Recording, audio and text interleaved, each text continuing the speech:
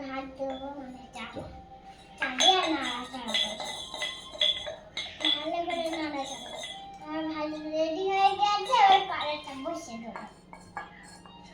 কড়াই তেল দেবো, তেল দিয়ে এই কড়াই এটা ভাজবো। ততক্ষণ ভাজবো আর তোমার শিরোনা বাঁধবো।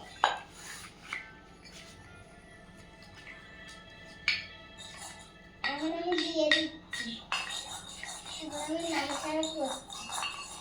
একটুখানি জল দেবো, নিয়ে এবার নেড়ে নিয়ে মাংস দেবো। মাংস দিয়ে নাড়াচাড়া করে একটু দেবো, দিয়ে 1/2 ঘন্টা রেখে দেবো। তাহলে আমি ভালো করে এটা মুছে নেবো।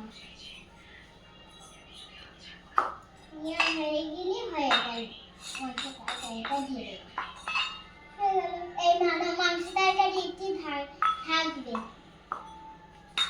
আর এটা আমি এখন ইয়ে করছি, ছড়াটা দেখো। হয়ে গেছে আমার রান্না। এবার আমি সব তুলে নেবো, ভাত তুলছি এখন।